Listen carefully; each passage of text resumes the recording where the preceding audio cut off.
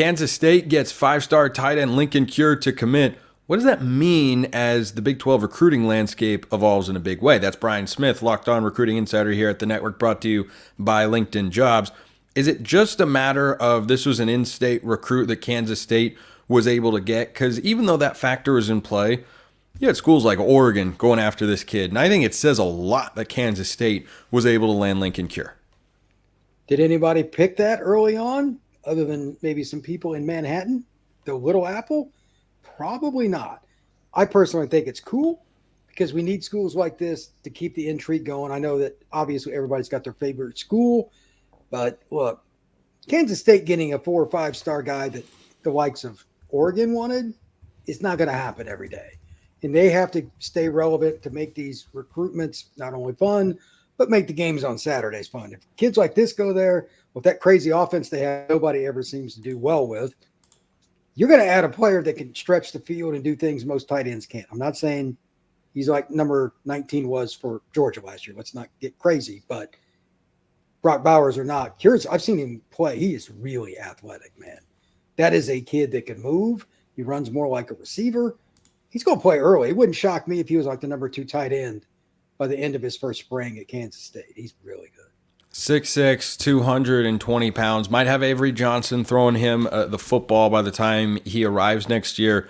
As of now, he's the highest rated commit in the history of Kansas State football. Do you feel like they can parlay this, assuming they're able to keep him committed, because certainly other schools will continue to lobby and call him and try to flip him and whatnot. But this late in the process, I don't get the sense that is supremely likely. You just can't rule it out.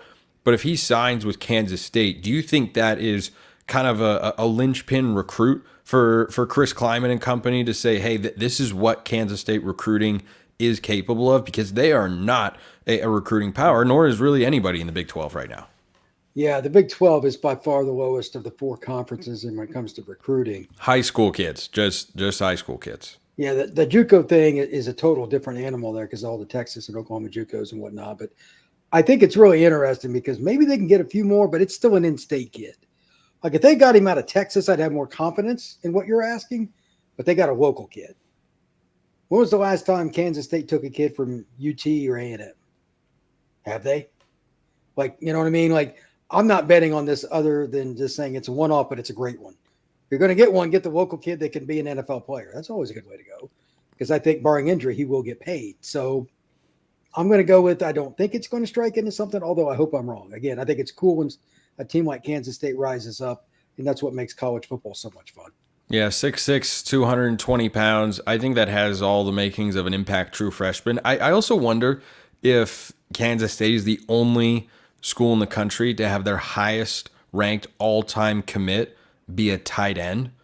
Like guys like this just don't come around very often, which is another reason I think it's impressive that Kansas State was able to pull this off, even though it's an in-state kid. You don't see a lot of tight ends that are this highly sought after. You just don't. Most tight ends, they're just good, solid, contributing, oftentimes early in their careers football players. But this is a big impact sort of guy that can do a lot of things for your offense. And Kansas State, I think, is a testament to what Chris Kleiman has built in Manhattan, what they can be this year, and what they can continue to be in the future. If they get one guy like this a year, it would change their program dramatically. You know, I'll speak for them. They'll take it. You're right, though. I think the impact is his ability with his height and size. Like he plays more like a receiver. This is a kid that's going to play early. Maybe he helps the guys down the road they can recruit. They can say, look, this is what our 5-star did. We proved it. They need him to hit. Like they really need him to hit. That would help change Kansas State football in a lot of ways. Yeah, I think that's a really good point. Speaking of Big 12 recruiting shakeups, Kyle Whittingham is going to retire very soon. This could be his last year or next season. He hasn't said publicly, but when you name your head coach in waiting, who is your defensive coordinator, I don't think you are going to be at that place for more than 2 years. I think 2025 is the latest we will see Kyle Whittingham decide to end his career, and this feels like it could very well be the last season. As Utah has moved into the Big 12, they're the favorites this year. They would be year in and year out as long as Kyle Whittingham's there. I think this introduces an element of an unknown, but let's look at it from a recruiting standpoint. What was your reaction on the trail with all the other Big 12 teams in mind when you saw this news and, it was essentially Kyle Whittingham's retirement is very, very close? I was like, it kind of sucks in a way because I remember when he was the coordinator for Urban. He's been at the same school forever. And I remember Urban told me a long time ago, he's like, this guy's really good. Now, I don't think even Urban knew he was going to be this good. Because this guy's good. Because if he could have, and he just wanted to be in the state of Utah, he's a BYU grad, coach at Utah, blah, blah, blah. But if he'd have been in an SEC school with his coaching knowledge, his in-game and all that, he might have got a ring somewhere. Could you imagine him at LSU or something? Oh, yeah. I mean, their defense would be better than it is right now. That's another story. But this is a great guy to have in college football, just what we're talking about Kansas State. Utah constantly competes with programs to get better recruits, constantly beats them. He constantly goes into like a game like, oh, they're beat up. We don't know. They find ways to navigate it. Not only him, but the guys he hires, everything they do, their culture. That's why it's great. And I hope it's 3 years just because he's a great coach. I think it's good for football. But here's a little caveat. He's not going anywhere. He can leave pretty much on his own accord. I'm assuming the defense coordinator is really good. And I'm also going to assume that guy just kind of like him wants to be there. I think there's a chance it's more than 2 just because of that. There's not going to be any rush, and they're probably paying him well. But maybe it's just me hoping that they keep a great coach in that one program. Yeah, Morgan Scalley, the defensive coordinator, sharp defensive mind. Places like USC, not the UFC, that would be bizarre. USC have tried to poach him away, and he stayed put. I think I was talking with JT Wistersill of Locked On Utes yesterday about this, and he said, there's such a strong, identifiable, and repeatable culture at Utah that Whittingham has established, and Scalley, he feels, is the best guy to kind of continue that tradition. Still, though, I'll get you out of here on this, Brian. I wonder whether there will be a recruiting drop-off. And again, Utah is not some big mega player in the portal or the high school ranks, but they're not bad. Like, they can pull a top 30, top 40 class. Do you think that when Whittingham leaves, they suffer some level of a recruiting dip?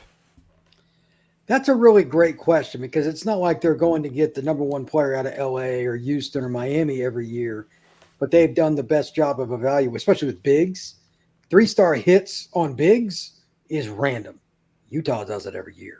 They might be the best program in the country with that. So that specifically, like they take some D tackle from Fresno or something, everybody else is like, and he ends up being second team all Pac-12. You know that well, obviously, with where you were. I do. So that is my concern because he's just an extra set of eyes to help the evaluation process. Iowa and Utah probably do the best job of finding guys for their defense that fit, regardless of the recruiting ranking, of any 2 schools in the country. And both their coaches are about to be done in their careers. It's ironic. So I hope that they can continue to do that.